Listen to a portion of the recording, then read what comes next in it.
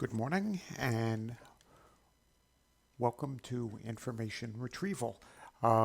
We're in the middle of our discussion of models of information retrieval, and we're up to um, what may be considered the most important model. It's called the vector space model.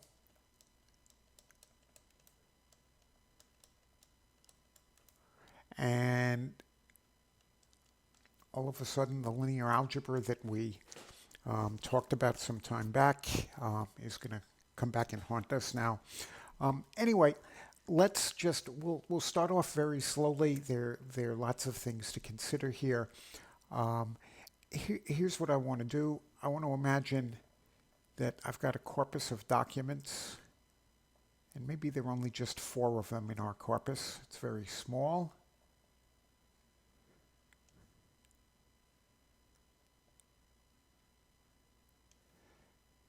Right there. And we should give these documents names.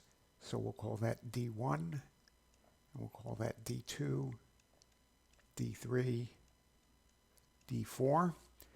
We should put some words in these things. So why don't we come in here and put cat, dog, mouse in this one. And over here, we'll put cat, dog, bird. And maybe over here, we'll put cat and moose. And over here, we will put, I can't read that, cat. Why don't we do this? Cat, cat, cat, and dog. Okay? So the first idea of the vector space model is we need to come up and we need to make a word list.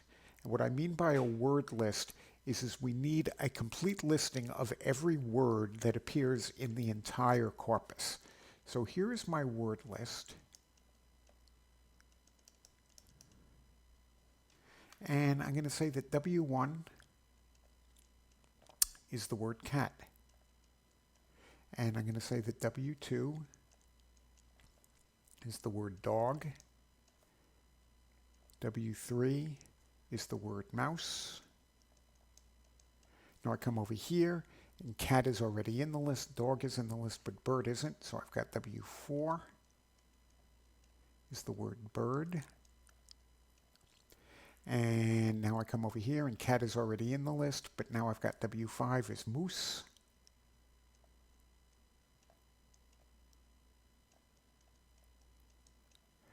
And I come over here, and cat, cat, cat, dog. That's it. So this is my total word list right over here. Now, one thing I can do is I can make each one of these documents into a vector.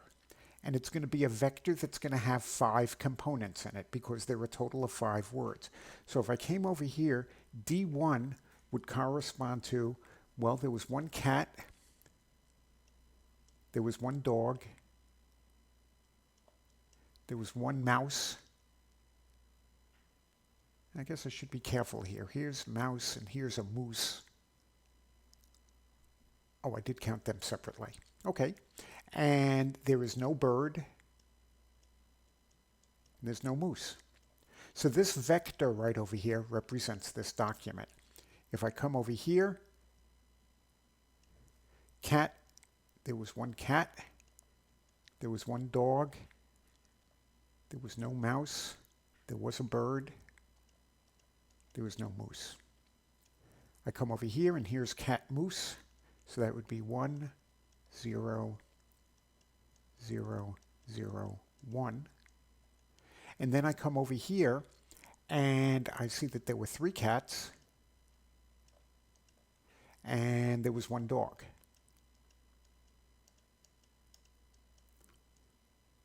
So this is very exciting because what we've done here now is we are actually realizing these documents now as vectors. Now, by the way, we could come over here,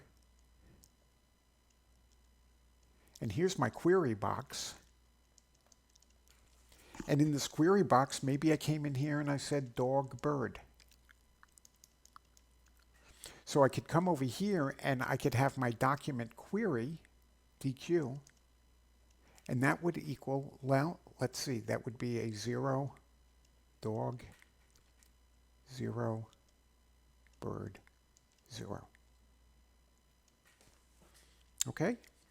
And what we have here is we have recognized all of these things as vectors. Now, we can do something else with this, and I need another screen here. I'll leave some of this up here so you can see what I'm doing. So I'm going to come over here and I'm actually going to make a big matrix. And what I'm going to do is I'm going to have W1, W2, W3, W4, W5. Again, you may recall that our word list, there were 5 things in there. And then I'm going to come over here and I am going to say document 1, document 2, document 3, and document 4. And what I'm going to do is I'm just going to rewrite these things. So, okay, so for example, here's the vector for document 1, 11100. So I'd come over here and I'd get 1, 1, 1, 0, 0. And for document 2, it was 11010. So I have 1, 1, 0, 1, 0. And for document 3, I've got 10001. So this is 10001. And then I have 31000. So I've got 31000. And over here,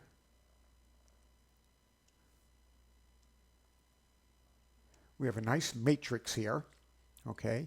And this is sometimes referred to as the document word matrix.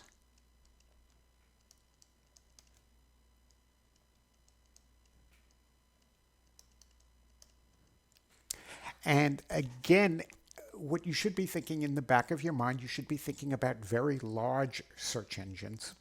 And when we talk about very large search engines, you might be thinking about Google. It's a perfectly reasonable one to think about.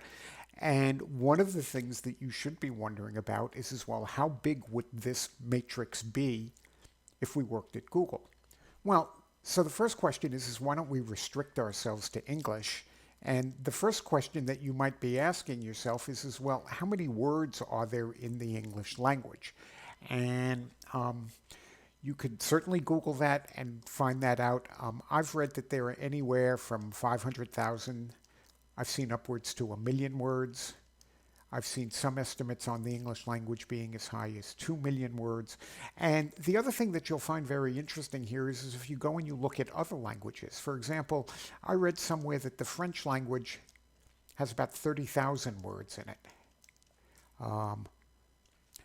So that's a striking difference between these two different languages. And as an aside here, that certainly raises the issues. Can the same concepts be expressed in one language as in another? It would seem that a language that only has 30,000 words in it would have a difficult time capturing a lot of the ideas that would be expressed in a language that has 500,000. I'm not pretending to answer that question, but I guess it's something to think about. But getting back to this picture right over here, so one thing that's for certain is that if we would consider this document in Google land, instead of this thing having 5 columns, it's probably going to have about 1 million columns. Okay, so then the question is how many documents?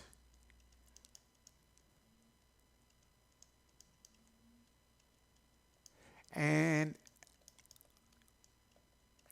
again, this is an interesting question. And again, you might be wondering, how many documents does Google have? And I guess I can give you a story here. There once was a time back in the 90s when Google used to say right at the bottom of their webpage how big their database was. And back in the 90s, that number was kind of small by today's standards, and it might say something like 50 million documents scanned, or it might say 200 million documents scanned. And it was always kind of fun to go to Google every couple of weeks or months and watch that number get bigger and bigger. A lot of people suggested that Google had a Y2K problem, if you remember Y2K. And again, that might be before some of your time. But what people were worried about is what happened down here is the number at the bottom of the screen in Google, what would happen as that number approached 4 billion. And people thought that there was going to be a big problem there. And the reason why they thought there was going to be a big problem there is people were theorizing that Google used a 32-bit unsigned integer to store the number of documents that they scanned. And that as Google was getting closer and closer to 4 billion, they were hitting the capacity of a 32-bit number. And a lot of people predicted, and this was about the year 2000, 2001, that Google was going to explode, that they weren't going to be able to fix this problem. Well, lo and behold, Google very safely went past the 4 billion number. And so we don't know how many documents Google actually scans, but what I'm going to do here just for fun is I'm going to come over here to Google, and I do want to show you something. Whoops, I want to go to google.com. I don't want to.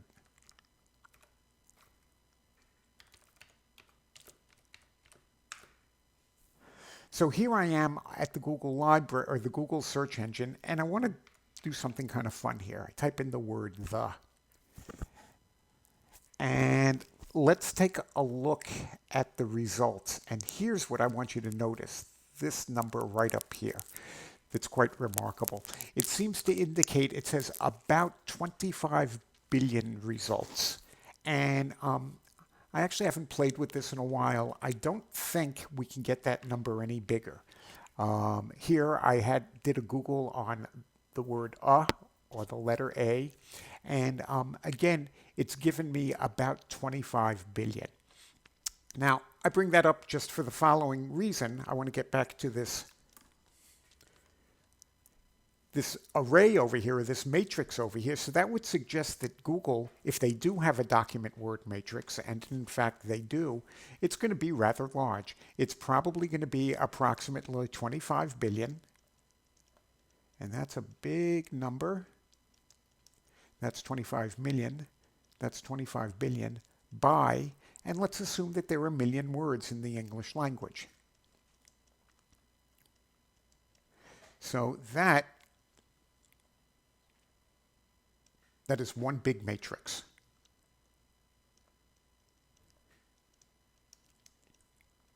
And yes, we are living in the world of big data, and this is an example of it right here. But there's another thing to notice about this matrix. This matrix is going to be sparse. And maybe you heard the term sparse matrix when you studied data structures. I have to admit, when I teach it, it's not a topic that we cover.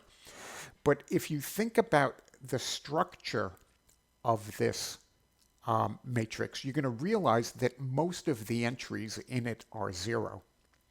And there's been a lot of research, and you can certainly Google this, and I'm going to bring this up at some other points in the class, that to actually represent the matrix as a matrix would be an incredible waste of space, because most of the space in there would just be taken up with the number 0.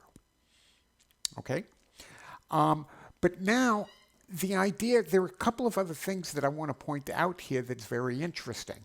First of all, what this representation lets us do is it lets us represent documents as vectors over the word space. Okay? In other words, we're expressing the documents as a combination of various words. But then we can sort of take this matrix and turn it on its side or look at it the other way. And we can look at words as actually being vectors over the document space. And there are many, many, many interesting research questions that you can come up with here, and I'm going to indicate them at the end of this section on information retrieval. Some of these are some very good projects that you could work on for this course. For those of you that are graduate students, some of these would make very good Plan B or Plan C research topics. But the idea here is that in recognizing these documents now as vectors over the word space, we can now talk about how close is one document to another document. And we have several different possibilities available to us. So for example, I'm going to come over here and I'm going to rewrite these numbers just so that we can talk about them. So here's D1. So D1 is 11100, 11100, and D2 is equal to 11010, 11010. So you may recall that previously we said that one of the problems we want to consider is how can we talk about what is the similarity between D1 and D2? Well, so in other words, how similar are these two documents? Well, there are a couple of ways that we can measure the similarity. So method one would be what's called the cosine similarity.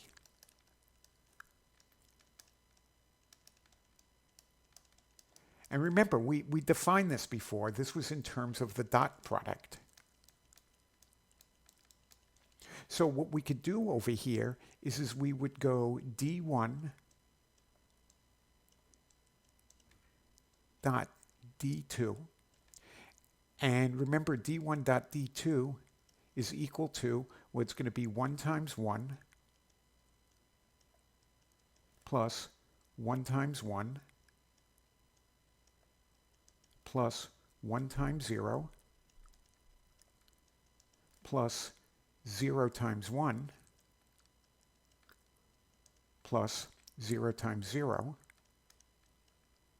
And what is that equal to? That's 1 plus 1 is 2. So that's just equal to 2. But remember, what we actually want to look at is, as we said, that D1 dot D2 is equal to the magnitude of D1 times the magnitude of D2 times the cosine of the angle in between them. And this is what we want to know. So what I want to do is I want to come over here and I want to say that cosine theta is equal to D1 dot D2 divided by the magnitude of D1 times the magnitude of D2. Well, so I need to go and figure out what the magnitude of it is. The magnitude of D1 is going to be 1 squared plus 1 squared plus 1 squared plus 0 squared plus 0 squared. And I've got to take the square root of that. And that is just equal to radical 3. And likewise, you can see if I come over here, the length of this one is going to be 1 squared plus 1 squared plus 0 squared plus 1 squared plus 0 squared. And I've got to take the square root of that, and that's also equal to radical 3. So if I come over here now, D1 dot D2 we just figured out is 2. And the magnitude of each one of these vectors in the bottom is radical 3, radical 3. That's equal to 2/3. Okay? So if what we can do a couple of things here now. So I know that cosine of theta is equal to 2/3, or I get that theta is equal to cosine to the minus 1 of 2/3. And The question is what angle is that? Now I can go look that up on a table. I note a couple of things about 2/3. Um, 2/3 is pretty close. It's closer to 0 than it is to 1. Or I'm sorry, it's closer to 1 than it is to 0. Now remember, the cosine of 0 is 1. So if I'm getting the cosine of theta is 2/3, that suggests to me that this is some theta is close. And of course the question is what do I mean close to 0 degrees? Um, Maybe Google can do this for me. What is the arc cosine of 2 divided by 3? And it's telling me that's undefined, and I think maybe that's because I...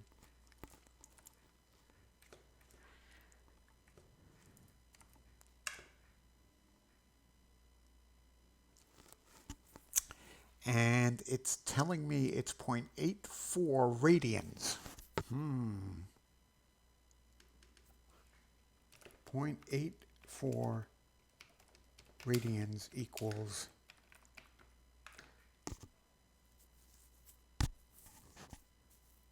48 degrees. Okay, so what we have gotten here,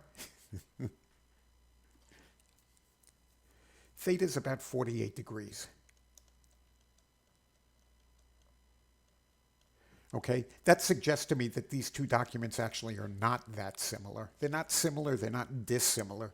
In fact, they're sort of like really in the middle. And let's go back in the middle. And you can see, well, they're sort of similar. They agree on two words. They disagree on one word.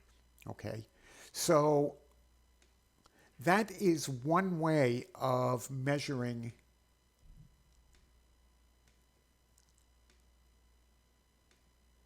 the similarity.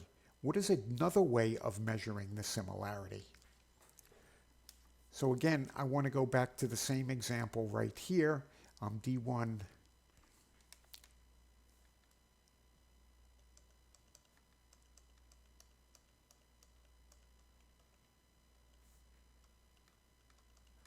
D2 is equal to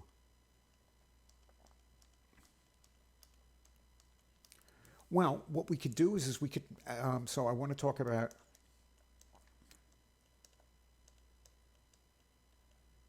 why don't we let this equal the Euclidean distance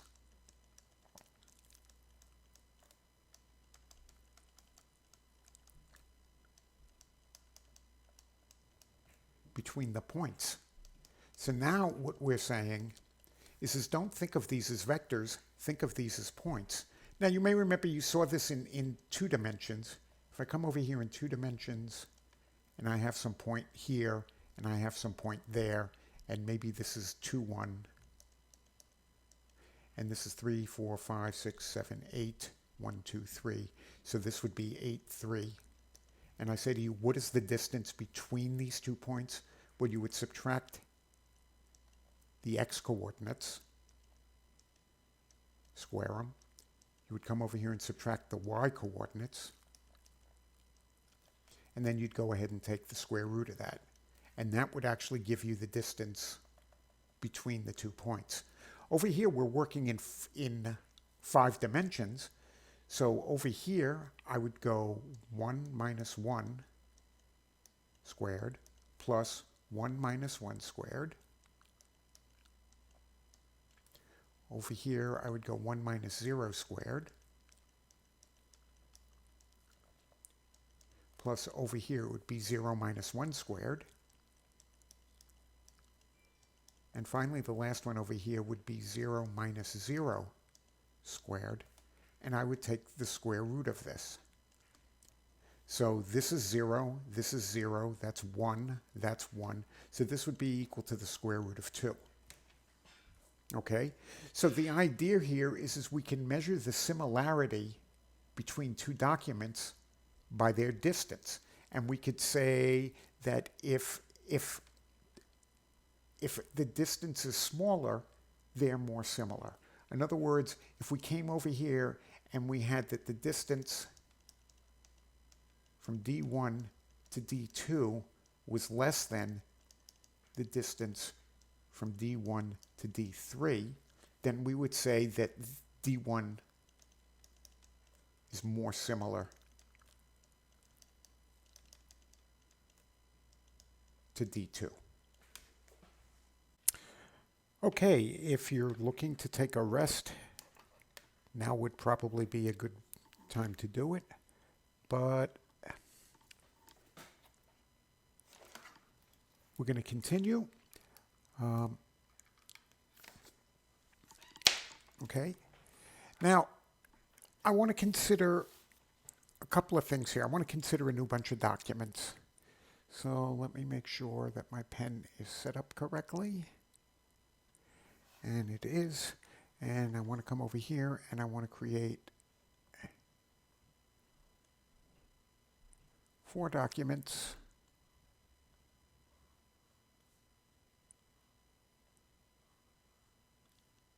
Isn't it nice and easy to create documents? These are going to be pretty simple documents. So in the first document, I want to have cat, dog, and mouse. And in the second one, I want to have cat,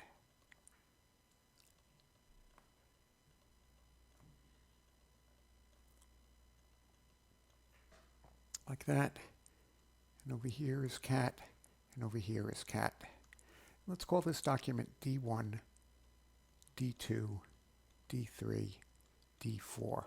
Now, a few minutes ago, we went ahead and we made these documents into vectors, and what we did is we made a word list, and we're still going to make a word list.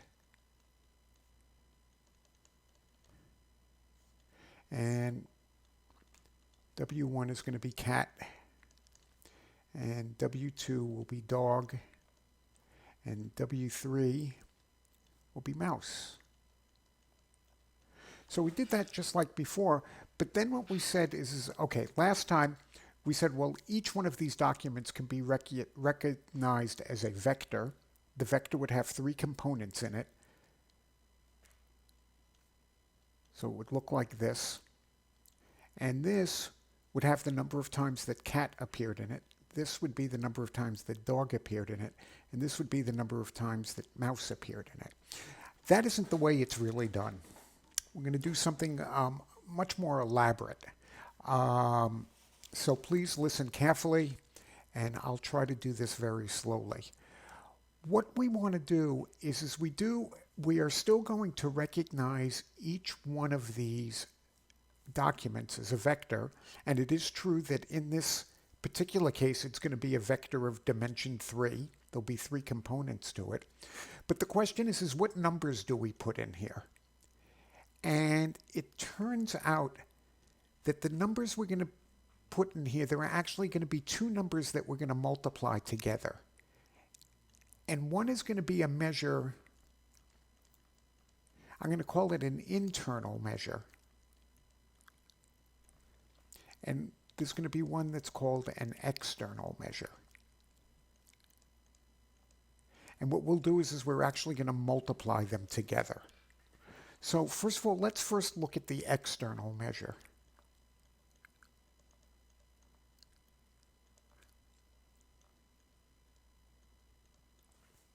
Okay, and here is the thing that I want you to note, that when I look at these 4 documents, I notice that the word cat appears in all 4 of the documents, which tells me that if I'm going to be doing a search, if I'm going to have some query, here's my query box, and I'm going to type some words in there where I'm somehow trying to figure out which one of these documents I'm interested in.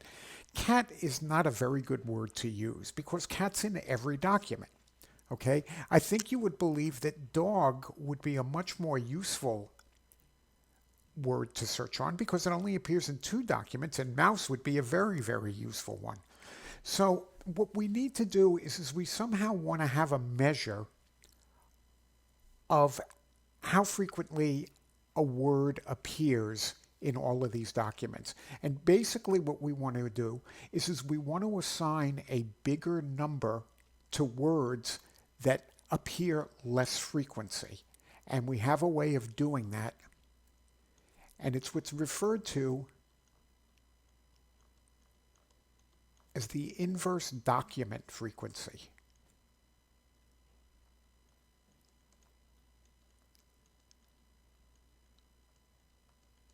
Sometimes referred to as the IDF. And here's what I want to show you how it's figured out. First of all, I'm going to say let n equal the total number of documents.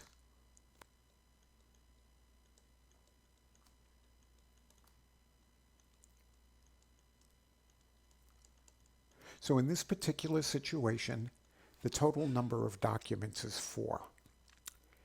And now what I want to do is I want to look at how many times each one of these words appears in each one of the documents. Okay, so basically if I come over here, I'm going to get that cat, and we can just come over here and I'm going to call it G of cat, let's say, and I'm going to say G of cat is equal to 4. And I'm just going to say the number of docs cat appears in. So G of cat is 4. G of dog is 2.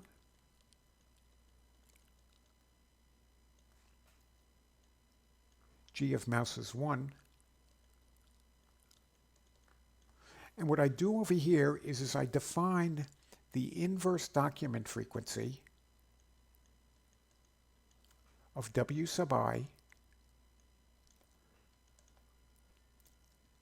as log base 2 of n divided by G of W sub I, and to this whole quantity I add 1. Now that's not as scary as it looks. Let me show you what that all works out to. So first of all, G of cat appears in 4 documents, and n is equal to 4. So 4 divided by 4 is 1, okay? And log base 2 of 1 is 0. And we don't want any of the terms to be 0, which is why we always add this 1 over here. So basically, I'm going to come over here and I'm going to say that the IDF of cat is equal to 1, okay? Now, if I were to come over here and I were to say, what is the IDF of dog?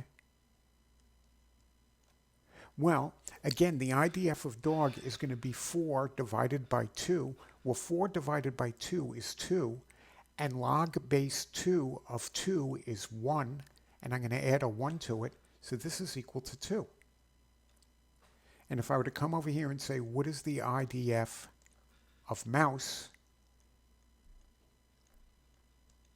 Well, mouse only appeared in 1 document, so 4 divided by 1 is 4, and log base 2 of 4 is 2, plus 1 is 3. So first of all, look at these numbers right over here. We said before that cat does not appear to be a very important word, and you can see that cat had the lowest inverse document frequency of any of the words. Dog appeared to be somewhat important, and it had a larger one. And we said that mouse was really very determinative. In other words, if somebody typed in mouse in the search box, it's clear which document we'd want. It would just be D1. These don't even consider it. And that has the largest inverse document frequency. So this is a measure of the external importance of particular words. So now we have to turn to the other one, the internal one. And I'm going to leave these documents right here for a moment, because what I want you to do is, I guess I want to focus in on these first 2 documents over here. Now, if I were to just show you this document right over here, D1. And I would say to you, what looks like the most important word in this document? Um, Without looking at anything else, you would look at this and you'd go, well, the person that wrote this document mentioned cat twice. They didn't mention the other words twice. They only mentioned them once. It seems like cat's the most important word in here. Likewise, if I came over in here and I would say to you, what's the most important word in this document? You would say, well, the most important word appears to be dog. Somebody went to the trouble of mentioning it 4 times. Cat doesn't seem that important. So that is what's called an internal measure, okay? And the internal measure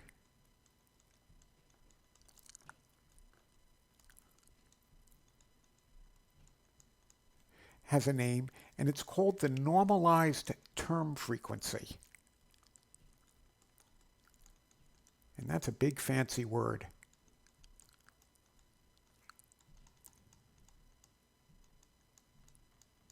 Otherwise known as the NTF. But the thing is when we talk about the NTF, we're going to be writing it this way.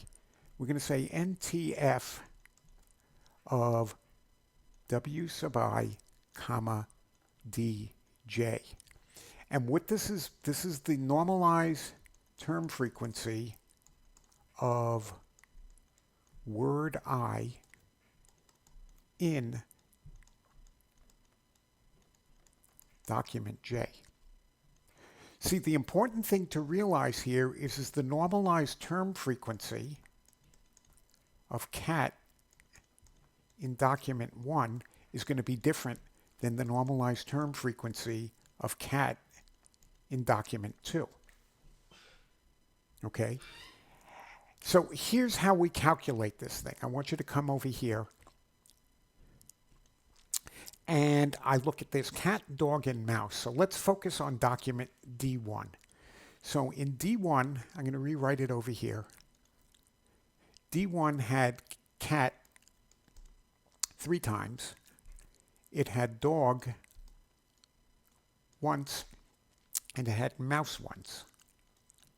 So what I do is I'm going to go in here, and I notice that the word that appeared the most frequently was cat, and cat appeared 3 times. So this was a 1. So what I'm going to do is I'm going to go through each one of these, and I'm going to divide by 3. So in other words, the NTF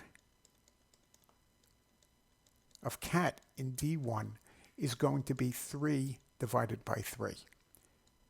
And the NTF of dog in D1 is going to be 1 divided by 3.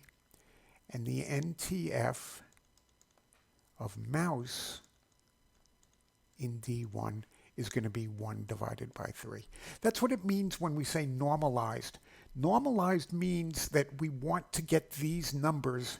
Remember, we originally had 3, 1, and 1. And what I want to do is I want the biggest number here to be 1.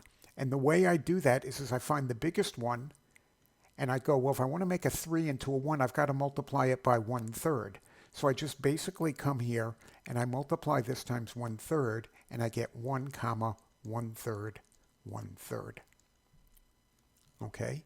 Now, I'm not done here. So the question is what does the document D1 look like when we're all done?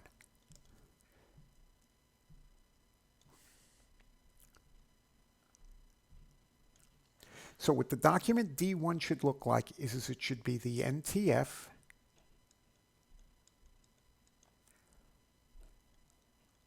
of cat, comma, D1 times the term frequency, the inverse term frequency of cat. Then I should have the normalized term frequency of dog, comma, D1 times the inverse, I called it the inverse term frequency. I believe that's a mistake. It's the inverse document frequency. This should be a D.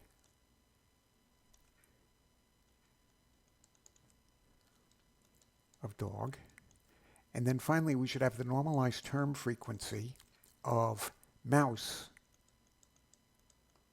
in D1 times the inverse document frequency of mouse. Again, take a look at what we're doing here. In each one of these components, we are multiplying an external measure times an internal measure. Now, another way to think about it is what we're doing here is we're looking at the inverse document frequency of each one of the terms, and then we're scaling it by how important that particular word is in the document. Our definition of importance within the document is how frequently it appeared. The one that appeared the most frequency will have an NTF of 1. Otherwise, the NTF is going to be smaller than 1. Okay? So if I come over here,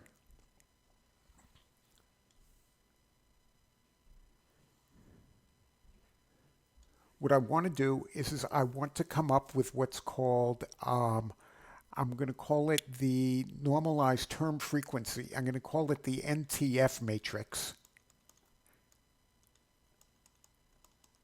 if you will. So I'm going to come over here and I'm going to have cat, dog, mouse, and over here I'm going to have D1, D2, D3, D4, and let's come over here. Okay, so in cat, we recognize that cat appeared the most frequency. Cat appeared twice. So cat appeared twice, dog once, mouse once. So I've got to divide everything through by 2. So cat is going to be 1, and dog would be 1/2, and mouse would be 1/2. I'm going to come over here and do the same thing for D2. So here, dog appeared the most frequently, and it appeared 4 times. Cat appeared once. So that means the normalized term frequency for cat in D2, this will be 1/4, this will be 1, and mouse didn't appear at all. I come over here to D3. These are pretty boring documents. In fact, they look identical. They are identical. And in this case, cat would be 1, 0, 0. And over here, I'd have 1, 0, 0. And now what happens is I also come over here, so I have my inverse document frequency. And I can write it across this way, and we said the inverse, we calculated this before. The inverse document frequency of cat is 1. The inverse document frequency of dog was 2, and of mouse was 3. So this was 1. I'm just going to put a 1 there, a 2 there, and a 3 there. So what I can do now is I go ahead and I multiply these things. So D1 is going to equal this times this. So that's 1 times this, that's a 1, times this times that, and that is 3/2. D2 is going to equal that times that, that's 1/4, times that is 2, and that times that is going to be 0. D3 is going to equal this,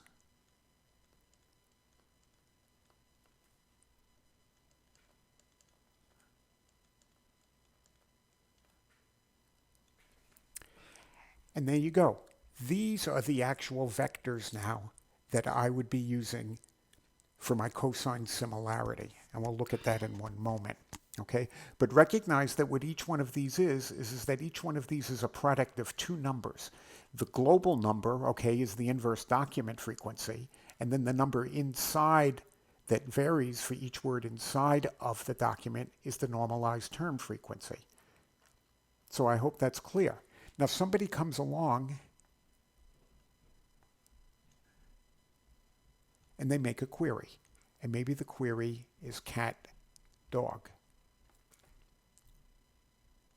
Okay? Now, when I come along here, I am going to translate that into a vector as well.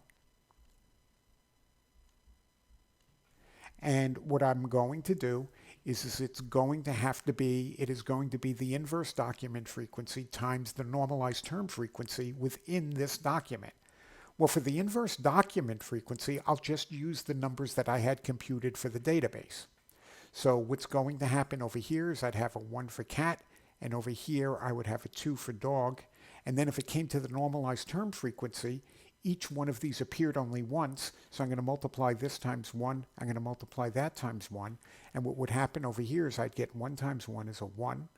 Over here I'd get a 2 times 1 is a 2, and mouse didn't appear at all. It would be a 3. So this is my query vector right over here. Now what happens is if I want a ranking of these documents, and this is what you're going to do for homework, what I would do is I would calculate the cosine similarity between this document and all of these 4 documents right over here. Pretty slick, isn't it? Now I want you to notice something over here. Let me save that.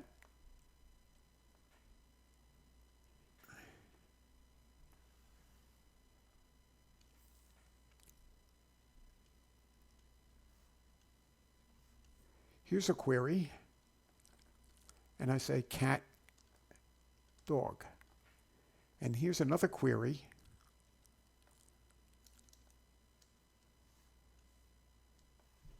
where I say cat, dog, dog. Now, let's remind ourselves of some of the numbers here. The inverse document frequency, this is 1. And that's got an inverse document frequency of 2. This has an inverse document frequency of 1, and that has 2. But then over here, both of these have a term frequency of 1. So the query document here, we figured it out before, it's just 1, 2, 0. But here, notice that dog appears twice. So the normalized term frequency of dog would be 1. The normalized term frequency of cat would be 1/2. And now the query here would be 1 times 1/2. Well, that's a 1/2, and that's a 2 and a 0. So what I want you to notice is that by repeating the word, the query vector changed. So this raises a very interesting question. Does Google use the vector space model? And I want you to notice something very interesting here about Google. So I'm going to say google.com. And I'm going to come over here and let me see if I can, how about if I type in orange juice?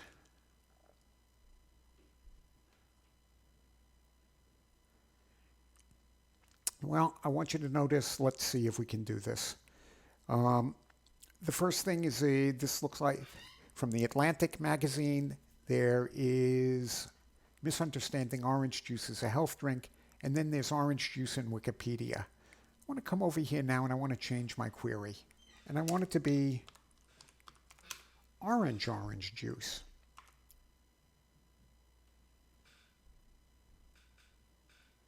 And now, notice that my Atlantic, instead of coming out first, it came out third.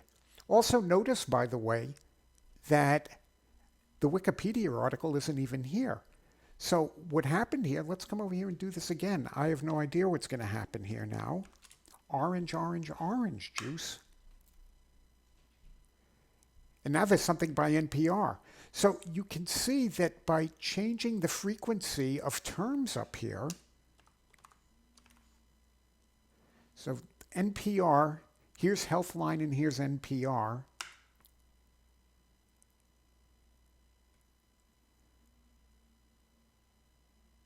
And now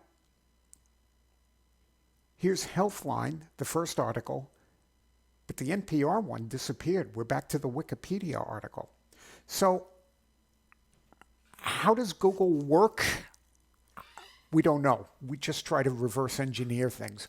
One thing that we have verified here is that part of what Google must be doing is it must be using a vector space model of information retrieval. Because as we just saw in this very last example here, the query vectors change. I've lost the particular slide. Where is it? Ah, yes. We saw that the query vectors actually change when you change the frequency of the words. But now let me let you in on a little Google secret. And this doesn't have anything to do with the vector model of information retrieval, but let's take a look at it anyway. So if I come over here and I type in orange juice, okay, and I scroll down, and the first one is theatlantic.com and the second one is Wikipedia. What happens if I come over here and I do this?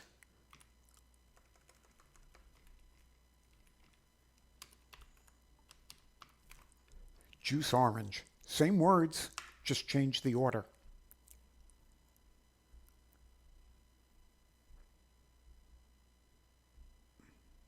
Well, here I still get the Atlantic and Wikipedia, so I'm not sure that I have made my point.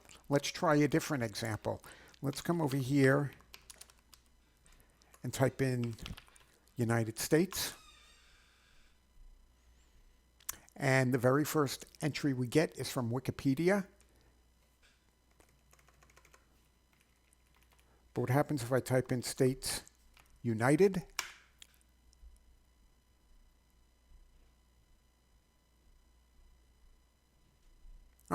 Still, I am surprised.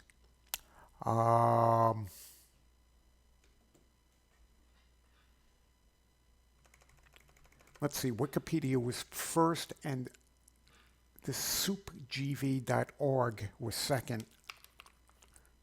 Take a look at this thing over here, the soupgv. When I type in United States, here you go. So the first one was still Wikipedia, but the second one now is from the Britannica, the Encyclopedia. Third one is USA Gov. So you can see that we got different results. It turns out that if you read Google Hacks or Secrets of Google, Google will tell you that they actually do weight the words in the search box. And they always give the first word a higher priority than the second, higher priority than the third. So the order in which you type in the words does impact your search. But the other trick that I did want to bring out to you today in talking about this is that sometimes it really is to your advantage to repeat a word several times. It could help with the quality of your search. Now, one more thing I want to say about this. So we can see over here, we've got these vectors representing these documents. And again, when we want to do a query, okay, we go ahead and we make a query vector right over here, and then we go ahead and we do the cosine similarity. Now, one shortcut that search engines will sometimes do to cut down on the computational complexity of these things is they'll normalize all of these vectors. And remember what it means to normalize them. We will go in and we'll multiply them by a scalar so that the length of all of these vectors is 1. And again, why does that help us? And it's very simple. It helps with the calculations. You may remember, so we said that the similarity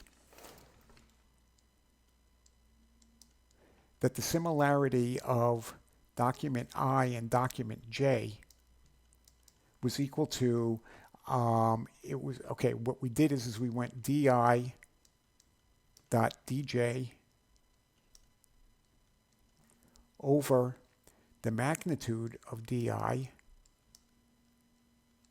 times the magnitude of dj, and this was equal to the cosine of theta. Okay, so we had some calculations that we had to do here. If all of these vectors over here are normalized, the denominator over here is just 1. So I'm going to say 1 if normalized. Okay? So that would make the calculations a little bit easier. And of course, what you would have to do is just come over here and normalize these two. And remember, just for review, if I've got 1, 2, 0, the length of this is 1 squared plus 2 squared. That's equal to radical 5. And the way that I would normalize this is I would just multiply this by 1 over radical 5. So from here, I would just normalize this to 1 over radical 5, comma, 2 over radical 5, 0. And now this vector over here has length 1. Okay, it's time to give you folks some homework.